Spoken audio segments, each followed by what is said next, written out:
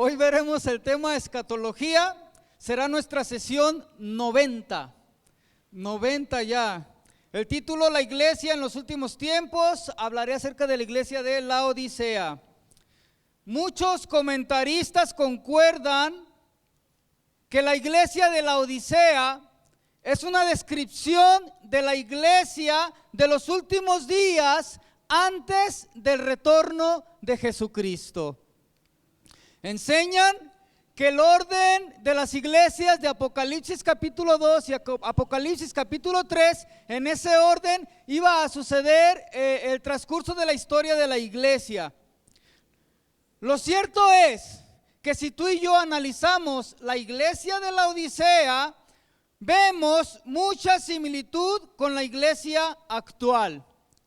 Yo te invito a que abras tu Biblia, Apocalipsis capítulo 3, verso 14 al 20, dice la palabra de Dios de la siguiente manera: y escribe al ángel de la iglesia en Laodicea. Verso 15, Apocalipsis 3:15, yo conozco tus obras, que ni eres frío ni caliente. Ojalá fueses frío o caliente, pero por cuanto eres tibio y no frío ni caliente, te vomitaré de mi boca. Porque tú dices, yo soy rico y me he enriquecido, y de ninguna cosa tengo necesidad. Y no sabes que tú eres un desventurado, miserable, pobre, ciego y desnudo. Por tanto, yo te aconsejo que de mí compres oro refinado en fuego, para que seas rico, y vestiduras blancas para vestirte, y que no se descubra la vergüenza de tu desnudez. Y unge tus ojos con colirio para que veas. Yo reprendo y castigo a todo aquel que amo, a todos los que amo. Sé pues celoso y arrepiéntete. He aquí yo estoy a la puerta y llamo. Si alguno oye mi voz y abre la puerta, entraré a él y cenaré con él y él conmigo. Y cuando tú y yo estudiamos Apocalipsis en la última iglesia, que es la Odisea, podemos darnos cuenta que mucho que menciona aquí es lo que está viviendo la iglesia cristiana a nivel mundial. La iglesia de la Odisea, este mensaje, estas palabras que tú y yo leemos, son palabras de lenguaje sencillo y claro de entendimiento para ellos. Ya hemos hablado de hermenéutica, y una de las cosas de la hermenéutica que dijimos es que todo el escrito de la escritura era un lenguaje sencillo, de fácil comprensión para la época y la persona a la cual iba dirigido. Para ti y para mí son oscuros muchos pasajes, porque tú y yo somos mexicanos, occidentales, siglo XXI. Pero si nos transportamos, ¿verdad? Como he dicho muchas veces, al tiempo en que se escribió, a la cultura donde se escribió, a la cual iba dirigida, ¿verdad? Entonces se entiende. Este pasaje es sencillísimo. Yo he escuchado muchas predicaciones, enseñanzas acerca de este pasaje, ¿verdad? Y sí aplican bien varias porciones, pero otras quedan fuera porque están fuera del contexto cultural para el cual fue dirigido. Aquí yo resalto, por ejemplo, verso 15 es interesante, entre tantas cosas, el verso 15 dice, yo conozco. A todas las iglesias Dios les decía, yo conozco. Y aquí es interesante y hermoso, y Dios todo lo sabe. Yo conozco. Verso 17 dice, tú dices. Verso 18 dice, yo te aconsejo. Verso 15, yo conozco, yo lo sé. Yo sé lo que está pasando. Dios sabe todo de ti, Dios sabe todo de mí. Y dice el verso 17, tú dices, es como decir, tú crees que tú conoces. Tú dices, tú crees que tú eres rico, tú crees que te has enriquecido, tú crees que de ninguna cosa tienes necesidad, pero yo conozco, tú no sabes un desventurado, miserable, pobre, ciego y desnudo. Por tanto, porque yo sí conozco, porque yo sí sé, yo te aconsejo. Yo te aconsejo que de mí compres oro refinado en fuego para que seas rico, vestiduras blancas para vestirte y que no se descubra la vergüenza de tu desnudez, y unge tus ojos con colirio para que verdaderamente veas. Este pasaje está interesante, hermoso. La iglesia de Laodicea recibió el mensaje más duro de parte de Jesús. Y por eso se le llama la iglesia tibia, la iglesia rica, pero pobre. Para ella no hubo ningún elogio. Estudiamos las 7 iglesias y a las 6 primeras Dios les reconoce virtudes y les señala sus defectos. Pero a la iglesia de la Odisea no le reconoce absolutamente nada. No tenían virtud. No hay un solo elogio para la Odisea. La Odisea era una ciudad muy próspera debido a su ubicación en la intersección de 2 importantes rutas. Hay que analizar que era la Odisea la ciudad y la iglesia de la Odisea. La Odisea era una ciudad rica, era la más rica de toda esa área, de toda esa zona. Era uno de los centros comerciales más ricos de Asia Menor. Dada la riqueza de la ciudad, sus habitantes se caracterizaban por la búsqueda del placer. En ella se hacían grandes transacciones económicas. Contaban con una gran industria textil que elaboraba la lana negra. Una lana negra carísima, finísima, escasa, rara. La hacían en la Odisea. También contaba la Odisea con una industria farmacéutica que desarrollaba un ungüento con propiedades de curar enfermedades de los oídos. Y también producía un medicamento, un colirio famoso, muy famoso, que servía para curar enfermedades de la vista. Por eso la escritura habla y dice: ponte colirio. Dices que eres rico, crees que eres rico, pero era bien sencillo. El lenguaje a la iglesia de la Odisea es sencillo, es claro, para ellos era completamente entendible. La ciudad era tan próspera que los historiadores dicen que cuando la Odisea sufrió un terremoto en el año 60 antes de Cristo, no aceptaron la ayuda del Imperio Romano para reconstruir. La ciudad tenía la capacidad económica para reconstruir su propia ciudad. Eran orgullosos y autosuficientes, y entre ellos estaban los hermanos de la iglesia de la Odisea. La iglesia de la Odisea vivía en esa ciudad donde había de todo, y ellos también eran de los ricachones. Los hermanos ricachones. Mira, Dios no está en contra de la riqueza, eso ya lo he dicho muchas veces, ¿verdad? Pero el problema del ser humano en nuestra naturaleza carnal y pecaminosa es que cuando la gente a veces tiene más de lo que necesita, la gente se pone tibia, se pone indiferente, se pone insensible, se pone autosuficiente, se pone independiente y cree que no necesita de nadie y a veces ni de Dios. Y eso le pasó a la iglesia de la Odisea. La iglesia de la Odisea vivía en una ciudad, la Odisea, ¿verdad? Que fue fundada por Antíoco II, y le puso el nombre la Odisea en honor a su esposa, la Odisea, ¿verdad? Y eran tan ricos que estaban ahí entre los orgullosos y autosuficientes. Verso 15: yo conozco tus obras, que ni eres frío ni caliente. Y a esto hemos visto muchas interpretaciones. Al frío le llaman mundano, al caliente le llaman un cristiano fervoroso, un cristiano con el fuego del Espíritu Santo. Sin embargo, el frío es más frío que una paleta, es un mundano más muerto que nada. Y el fuego del poder no se refiere a eso. Cuando la escritura habla de frío o caliente, no eres ni frío ni caliente. Los de la Odisea entendían perfectamente qué estaba hablando Jesús. El Señor conoce nuestras obras y nuestro verdadero estado espiritual. Ahorita veremos frío y caliente. Pero dice, yo conozco tus obras. Dios conoce quién tú eres, ¿ok? Dios conoce quién soy. Dios conoce los pecados más profundos y vergonzosos y escondidos que tú y yo podamos querer ocultar del ser humano. De Dios no nos podemos esconder.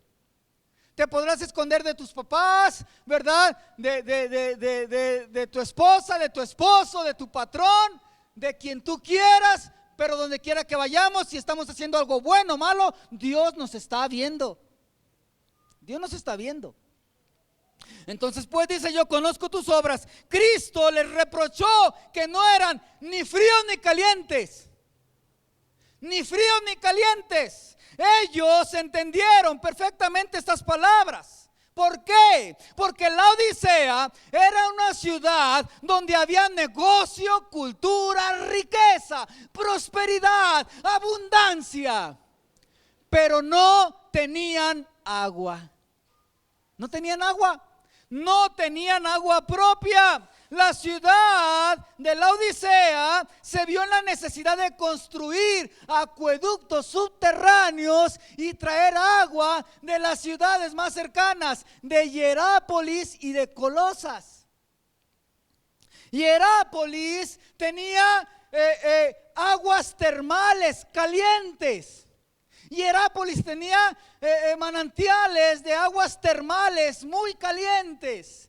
Colosas tenía arroyos que descendían de las montañas de aguas bien frías. Y la Odisea no tenía nada. No tenía ni caliente ni tenía frío. ¿Y qué hizo la Odisea con su riqueza? Construyeron acueductos subterráneos para traer agua de Hierápolis y para traer agua de Colosas. El problema era, ellos querían el agua fresca de Colosas para beber, el agua caliente y termal de Hierápolis para bañarse. El problema fue que cuando llegaba el agua desde Hierápolis hasta la Odisea por el acueducto subterráneo, esa agua termal caliente llegaba tibia. Cuando llegaba el agua fría de Colosas, esos kilómetros que recorría por ese subterráneo, ese acueducto, cuando llegaba a la Odisea, el agua llegaba tibia. Y en ese contexto Jesús les habla. Es ahí donde Jesús les habla. A eso se refiere, ni frío ni caliente. Ahora, y esa agua que llegaba, aparte de que llegaba ya sucia también y tibia, contenía muchos minerales y no se podía beber, porque el que la bebía lo hacía vomitar. Y también a eso se refiere del vómito. Los cristianos de la Odisea eran prósperos, los cristianos, porque vivían en una ciudad de puro ricachón, puro hermano. Había puro hermano ricachón, ¿verdad? Eran prósperos. Dios no está en contra de la prosperidad. El problema es que la gente se empieza a ser independiente. Se empieza a ser independiente. Y Dios lo que quiere es destruir, ya lo he dicho aquí muchas veces, nuestra independencia. Los papás hemos cometido un error, yo lo creo así, que el diablo ha metido como una buena enseñanza para los hijos. Tienes que enseñar a tus hijos a ser independientes, a que crezcan y sean independientes, profesionistas, campeones, que triunfen en el mundo. Esa es una verdad bien, sí está bien, pero también tiene sutilmente mentira. Porque el que tú enseñes a tus hijos que sean independientes en la vida, también embarra lo espiritual. Dios quiere destruir nuestra independencia, nuestra autosuficiencia, y tenemos que entender que dependemos de Dios. Por más dinero que tengas, dependes de Dios. Yo conozco amigos que tienen mucho dinero, sin embargo las enfermedades los han afligido. Y algunos de ellos se han muerto. Y algunos de ellos ricos, yo les he dicho, ¿de qué les sirvió su dinero? Al Jobs de Apple, por ejemplo, y a otros más. ¿De qué les sirve? A mucha gente, por más millonaria que sea, ¿de qué le sirve? El dinero no da la salud. ¿Sí me explico, verdad? Tú y yo dependemos de Dios. Y Dios, si algo va a hacer por amor a ti y a mí, es destruir nuestra autosuficiencia, nuestra independencia, para hacernos entender que dependemos de Dios. Y Dios va a usar lo que tenga que usar para lograr ese objetivo. Desgraciadamente, ya me estás entendiendo que no nos va a gustar a veces, ¿verdad? ¿A quién le gusta estar? Mira, yo lo he dicho aquí, yo lo creo con todo mi corazón. No es de que Dios te tenga todo tenso. No. Tú y yo tenemos que confiar en Dios. Le hemos dado nuestra vida a Dios. Nuestro cuerpo, alma y espíritu le pertenecen a Dios. Lo que pasa en tu vida, tú tienes que tener paz y tranquilidad de que Dios está obrando su perfecta voluntad. Pero también creo que Dios nos mantiene a todos sus hijos que le amamos en un leve estado de crisis, para que dependamos en Dios siempre. Aunque tengas dinero, un buen trabajo, un buen carro, una buena casa, una buena cuenta bancaria, un buen negocio, de alguna manera Dios obra para que estemos en un cierto estado de necesidad de Dios, de dependencia en Dios, necesitamos a Dios. Y Dios va a hacer lo que tenga que hacer para destruir nuestra independencia, nuestra autosuficiencia. Y así había caído la iglesia de la Odisea. Tenían todo. Tenían riqueza, se habían enriquecido, tenían buena ropa, la mejor ropa. Por eso habla ahí de vestiduras. La lana negra era de la Odisea. Ponte colirio era de la Odisea, de la industria farmacéutica. Tú dices que eres rico, eran ricos. Me he enriquecido, se habían enriquecido. El problema es que todo eso afectó para que se sintieran independientes de Dios. Y eso está pasando en la iglesia cristiana hoy en día. Por eso te dije, esta última iglesia refleja mucho a la iglesia cristiana. Hoy en día tú puedes ver por todos lados el mentado evangelio de la prosperidad, entre otras tantas cosas. Dios quiere prosperarte, sí, pero esa no es la meta primordial de Dios. La meta primordial de Dios es salvar tu alma, salvar tu familia. No que tengas y tengas y tengas y tengas. Dice el apóstol Pablo, ¿verdad? Y dice la escritura también: sé sabio, desiste, no persistes, no te afanes por hacerte rico. Detente, ponte freno, porque raíz de todos males es el amor al dinero, el cual codiciando algunos fueron traspasados de muchos dolores. Raíz de todos los malos es el amor al dinero. El dinero no es malo, el afán por el dinero. Y es lo que pasó con la iglesia de la Odisea. Buscaban el dinero, la prosperidad. Ese evangelio me gusta, el evangelio de la prosperidad, el evangelio de los campeones. Y hemos olvidado que Jesús dijo: toma tu cruz si quieres venir en pos de mí. Toma tu cruz cada día y sígueme. Tomar la cruz de Cristo, ¿qué es? No es fácil. No es fácil. Un hermano dijo, ¿verdad? Un libro que se escribió en sus pasos, un libro interesante. Yo te invito a que lo consigas, En sus pasos, ¿verdad? Es un grupo de hermanos que se comprometieron a no hacer nada, absolutamente nada, sin antes preguntarse: ¿qué haría Jesús? ¿Qué haría Jesús en este problema que tengo con mi esposa? Ya me hartó esta vieja y ya me hartó este viejo. Ya me hartó. ¿Qué haría Jesús? ¿Se iría para lo fácil? ¿La abandonaría? ¿Lo abandonaría? Los hijos, un buen business con tranza que te va a dar dinero. ¿Qué haría Jesús? ¿Jesús haría el business? ¿Qué haría Jesús? Y tenían que contestar sinceramente: no, yo creo que no lo haría. Y no lo hacían. ¿Sabes qué pasó? Empezaron a perder dinero y dinero y dinero y dinero y dinero y entraron en una crisis bien horrible. Pero Dios es bueno.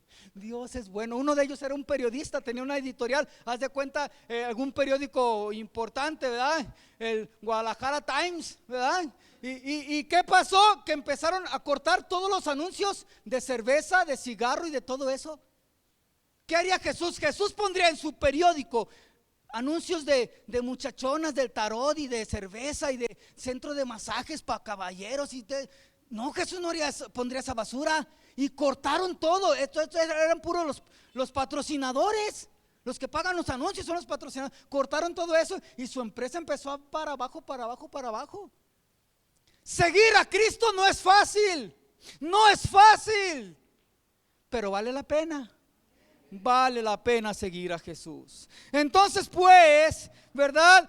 Estos creyentes de la Odisea no eran ni fieles cristianos ni fieles mundanos.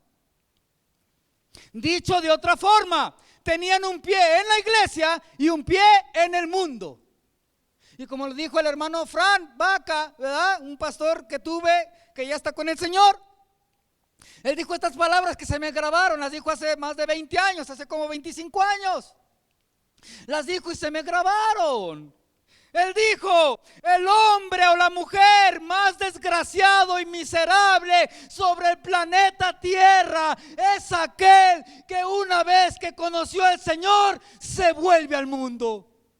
El hombre o la mujer más miserable sobre este planeta Tierra es aquella persona que una vez conoció las mieles de la presencia hermosa de Dios y apostató y se fue al mundo. ¿Por qué? Porque no se goza allá y no se goza aquí. El cristiano tibio es un cristiano desdichado. Acuérdate que el mes pasado dije que este mensaje era sincero y con amor. ¿Te recuerdas, verdad? Y todos estamos embarrados, también yo. ¿Ok? Ahora, la persona más miserable es aquella que es tibia, que anda jugando a la iglesita, que está jugando a ser cristianito, que no se afirma en Cristo, porque ni se goza allá ni se goza aquí. No sé si a ti te ha pasado alguna vez, no contestes, pero que estás en una escondidita, una pachanga mundana, ¿verdad? O a lo mejor no fue porque tú quisiste ir, era la posada de la iglesia y fue obligatorio, y tú por no perder el trabajo pues fuiste y estás ahí y te sientes bien incómodo. ¿Te ha pasado? Eso sí quiero preguntar, ¿te ha pasado que estás en un lugar, te sientes incómodo? ¿Sí? Yo me acuerdo una vez que peleó Julio César Chávez contra, no me acuerdo, un negrito, ¿verdad? Y fui ahí al de Chamizal, al casino Chamizal, no sé cómo se llamaba, ¿verdad? Y porque pues era pues, de paga, era evento de paga, y te estoy hablando hace ya como 25 años, pero ya era cristiano, tenía poco en el evangelio, pero ya era cristiano, y me acuerdo que fui por ver la pelea y me sentía bien en el infierno. Créeme, yo así me sentía, mi espíritu se sentía bien mal, me sentía bien mal, porque al 100% a mi alrededor había cientos de gentes, todos borrachales y con su vocabulario feo y la pelea y la sangre. Yo me sentía horrible, me sentía mal, no me estaba a gusto ahí, yo no estaba a gusto ahí. El cristiano que ama a Dios no va a estar a gusto cuando está en un lugar así. Y el cristiano que anda tibio va a ir a esos lugares porque quiere ir a esos lugares, pero no se va a gozar, no se va a gozar porque va a estar ahí, aunque esté en su bailongo, su conciencia le va a estar acusando, el Espíritu Santo le va a estar acusando y no se va a gozar. Y va a haber otros borrachales, ja, contentos, borrachales, dándole vuelo a la hilacha, pero él no se va a gozar porque sabe que está mal. ¿Sí me expliqué?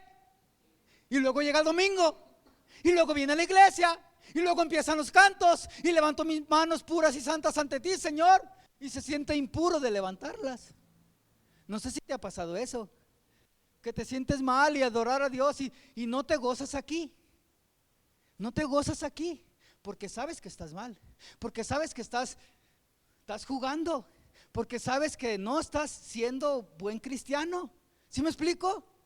Es la persona más miserable, ni se goza allá, ni se goza aquí. Así es que, hermanos, si ya estamos aquí, si ya hemos sufrido por Cristo muchas cosas, burlas y tantas cosas, pues hay que echarle ganas. Ya estamos aquí, hay que seguirle, amén. Mateo 6:24, ninguno puede servir a dos señores porque aborrecerá al uno o amará al otro, o estimará al uno y menospreciará al otro. No podéis servir a Dios y a las riquezas. Aunque este texto habla de riquezas, se aplica también. No podemos tener dos señores, o es Cristo o es el mundo, o es Cristo o es el diablo. El verso 16, por cuanto eres tibio y no frío ni caliente, te vomitaré de mi boca. El Señor no tolera la tibieza. El Señor no tolera la tibieza. Por cuanto eres tibio y no frío ni caliente, te vomitaré de mi boca. Y ellos entendieron perfectamente a qué se refería. Jesús les dijo: yo quiero que seas o frío, que refresque, o caliente, ¿verdad? O caliente, que sirve para bañar, o frío, que sirve para refrescar. Tibio no. No es de que Jesús dice: pues me conformo que fueras bien mundano, mano. O sea, un gran cristiano, o mejor ser bien mundano, pero tibio no. No. El tibio se va a ir al infierno. Quiero que entendamos eso. El tibio se va a ir al infierno. La sentencia es: te vomitaré de mi boca. ¿Sí o no? O sea, ahí dice la escritura eso. El tibio se va a perder eternamente y para siempre. Se va a ir al infierno. Dice: te vomitaré de mi boca. Yo quisiera que fueras o frío o caliente. Acá está Hierápolis. Caliente, Colosas frío. ¿Ok? Ahora, la tibieza para el creyente tibio. Escucha esto, por favor. Si tú alguna vez has pensado así, te estás entibiando. Y por eso tienes que tener cuidado con tu vida espiritual. Tenemos que tener cuidado con nuestra vida espiritual. Para el creyente tibio, lo frío no es tan frío. Escucha esto, por favor. Para el creyente tibio, lo frío no es tan frío y lo caliente no quema tanto. En otras palabras, el pecado no es tan malo, ni la santidad es tan buena. Ellos dicen: todos los extremos son malos. ¿Alguna vez has escuchado esa palabra? ¿Alguna vez la has dicho? No contestes. Así dice el tibio. No, todos los extremos son malos. No tengo que estar en la iglesia todos los días y tener que orar diario y tener que leer la Biblia diario. No. Una vez una persona me dijo a mí, cristiana que tenía más años en el evangelio que yo, que era maestra de escuela dominical. Me dijo a mí: no, Gerardo, es que no hay que ser ni muy, ni tan. Dios quiere que tú y yo seamos muy, tan. ¿Sí o no? O eres o no eres. O somos o no somos. O estamos o no estamos. La tibieza se esfuerza en acercar los extremos, lo caliente y lo frío. La tibieza se esfuerzan en la tibieza, pero tienen que quedarse muy alejados esos extremos. La tibieza tiende a minimizar todo. Escucha esto, por favor. Si tú minimizas todo, no estás muy caliente, que digamos, mi hermano, ni muy frío. La tibieza tiende a minimizar todo. Minimiza el pecado, lo hace ver menos malo, y minimiza a Dios, lo hace parecer como menos santo. Eso es lo que hace la tibieza. No es mala. Una al año no hace daño. Una al día, qué alegría. Y sacan sus dichos y jajaja y jujuju. Hay una película, mira, yo no la quería recomendar porque, híjole, sí está fuerte, a medias tintas. La vi completita días atrás y dije: no, está bien dura esta sí, con esa sí te ofendes, yo creo.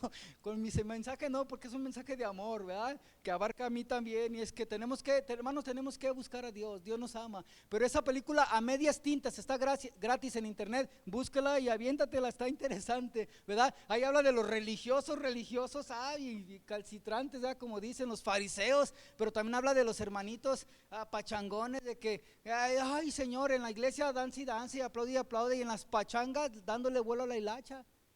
O en la iglesia ni se mueven, ¿verdad? Como paletas ahora sí frías, ¿verdad? Y en las pachangas mundanas ahí bailándole el bailongo, le dan sabroso. Aquí no quieren danzar, no quieren aplaudir, pero allá sí. Es penoso y triste, ¿eh? Ya, es para todos, también para mí, ¿ok? Ahora, la tibieza nos conduce a la muerte eterna. En una ocasión alguien dijo, ¿verdad?, que no hay que ser tan extremistas. Ahora, no podemos jugar con el fuego sin quemarnos. No podemos jugar con el fuego sin quemarnos. Y no podemos tocar el barro sin ensuciarnos. Debemos apartarnos del pecado. Hoy muchos predicadores han suavizado el mensaje. Ya no le llaman pecado al pecado. Y no es de que el predicador tenga que pasar y estar tirando pedradas. No, hermano, es por nuestra salvación. Dios le sigue llamando pecado al pecado. Ya se me está acabando el tiempo. Te leo rápido lo que Dios le mostró a David Wilkerson. Dios le mostró a David Wilkerson. Enójate con David Wilkerson, conmigo no. Dios se lo mostró a David Wilkerson. Enójate con Dios o con David Wilkerson. Yo solamente voy a leer lo que Dios le dijo a David Wilkerson de su libro La Visión, ¿verdad? Página 48, viene un derrumbe moral. En breve los cristianos van a quedar expuestos a una corrupción moral y una sensualidad tan violenta que será necesario estar bien agarrados de Dios para sobrevivir. Hermano, esta es una advertencia para ti y para mí. Tenemos que agarrarnos de Dios, porque si no, la vamos a regar. No puedes decirme a mí que estás firme en Cristo si no lees tu Biblia, si no oras, si no te congregas, si no buscas de Dios. Es imposible. Viene un ataque satánico feroz contra esta humanidad y contra la iglesia de Jesucristo, porque Cristo en cualquier momento va a aparecer y tú y yo tenemos que estar preparados. Dios le dijo a David Wilkerson, en breve los cristianos van a quedar expuestos a una corrupción moral, una sensualidad tan violenta que será necesario estar bien agarrado para no caer. Aquellos que no estén bien agarrados de Dios van a ser arrastrados por esta maldad, dijo Dios. Página 59-60, inmoralidad sexual en el ministerio. El divorcio y la inmoralidad serán más y más comunes entre los ministros. Y si tú te pones a analizar, muchos ministros, sobre todo de Estados Unidos, es vergonzoso. Grandes hombres de Dios con grandes iglesias, mega iglesias, y ya tienen 2, 3, 4 matrimonios. Y no estoy mintiendo, ahí está la evidencia. En Estados Unidos han suavizado el mensaje y desgraciadamente todo lo que pasa allá llega para acá. Se ha suavizado allá ya no es malo, no es malo el divorcio. Los ministros de iglesia se avientan una y se van con otra y siguen de pastores bien jefes, bien chido. Dios repudia el divorcio, dice Malaquías capítulo 2. Y Dios no cambia. No inventemos, Dios no cambia y Dios sigue repudiando el divorcio. Dijo Dios a David Wilkerson. Y por eso yo me apoyo en David, ¿verdad? Que no digan, ese hermano como que no interpreta bien la escritura. En él lo dijo Dios a David Wilkerson, ¿ok? El divorcio y la inmoralidad serán más y más comunes entre los ministros. Un creciente número de sacerdotes católicos se verán involucrados en aventuras sexuales y abandonarán el sacerdocio. Otros continuarán en el sacerdocio pero mantendrán relaciones secretas. Un número siempre creciente de ministros cristianos van a caer en el pecado sexual, siendo gran parte de esas relaciones pecaminosas sostenidas en secreto. Ciertas denominaciones otorgarán pronto credenciales a los ministros divorciados. El divorcio entre los ministros ya no significará más una mancha. Distintas denominaciones de iglesias continuarán revisando su opinión al divorcio y se tornarán más indulgentes con cada nueva convención y conferencia. Viene un reblandecimiento hacia el divorcio en las iglesias y en el ministerio. Dios repudia el divorcio. Sin embargo, estamos viendo eso, un reblandecimiento. Ya no es malo. Es alarmante, hermano, y es una advertencia para ti y para mí. Es advertencia para ti y para mí. En el amor del Señor, para mí y para ti. Página 60, veo venir el día en que todo verdadero ministro, advertencia, Página 60, veo venir el día en que todo verdadero ministro habrá de enfrentar su hora suprema de tentación. Aquellos que pensaban que no eran susceptibles a la tentación serán tentados de la manera más severa. Dios guardará y librará a los que se vuelvan a Él en todo corazón. Aquellos que continúen coqueteando con el pecado y siendo indulgentes con el pecado y consigo mismos, encararán una terrible hora de desesperación y de fracaso y de vergüenza. Página 60-61, pronto Dios se las entenderá con el pecado secreto con tal furor que sus juicios comenzarán a caer a derecha e izquierda en la vida de aquellos que persisten en sus pecados. Página 115, la Biblia predice que la inmoralidad va a crecer tanto en increíbles proporciones que rodeará a los cristianos y afligirá su alma casi hasta la muerte. Tú y yo vamos a ser atacados ferozmente. Si no estamos agarrados de Dios, vamos a caer. Verso 17, los creyentes de la Odisea decían: yo soy rico, me he enriquecido, de ninguna cosa tengo necesidad. Y en ese estado de orgullo y autosuficiencia, su corazón se había enfriado en su relación con Dios. En su relación con Dios, cuando tú crees que todo lo tienes, que todo lo que tú tienes es porque tú eres bien trucha, bien cerebrito. Yo soy bueno para los business, yo soy bueno por eso lo hago. A mí un día alguien dijo, no, con palabras bien feas, ¿verdad? Pero voy a decir tarugo el que no la hace en la vida, ¿verdad? Aquí los tarugos, con otras palabras feas, no sirven, y es lo que dice la gente. Se creen los que tienen que son gracias a sus virtudes, capacidad. Hermano mío, no, tú y yo dependemos de Dios. Lo que Dios te ha dado es porque Dios te ha querido dar eso. No te quite el sueño. Tienes que trabajar, sí. Tampoco vas a estar en tu casa acostado que te lluevan los dólares, ¿verdad? No, jamás. Tenemos que trabajar, echarle ganas, pero no afanarnos de no venir a la iglesia por tal de estar gane billetes. No dejar de orar por tal de ganar dinero, ¿verdad? Verso 17, voy rápido, ya termino. Jesús dijo: tú dices, soy rico, me he enriquecido, de ninguna cosa tengo necesidad. Estás mal. Yo sí sé, yo conozco, te conozco. Y dice el verso 17, la segunda parte: ¿no sabes que tú eres un desventurado? Y aquí usa la conjunción kai del griego, que es i. En Reina Valera no las dice, pero en el griego aparecen. ¿No sabes que tú eres un desventurado y miserable y pobre y ciego y desnudo? Y aquí radicaba uno de los más graves problemas. Estaban ciegos. Eres un ciego. No eran conscientes de su verdadera condición espiritual. Según el diagnóstico divino, daban lástima. Solo tenían dinero. Eran unos pobres ricos, en donde habían puesto sus ojos en las riquezas perecederas. Termino leyendo Proverbios 23:5. ¿Has de poner tus ojos en las riquezas siendo ningunas? Dependemos de Dios. Ya no terminé, me quedé casi a medias.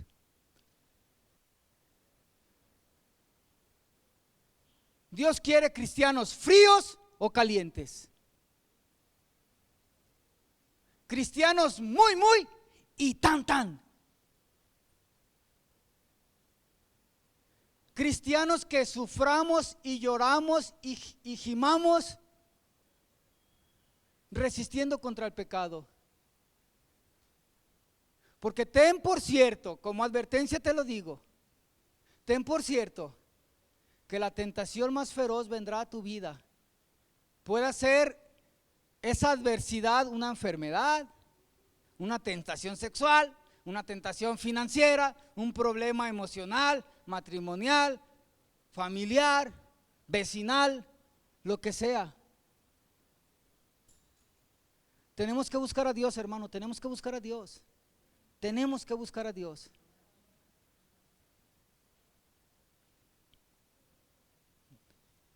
Dios les bendiga. Dios les bendiga.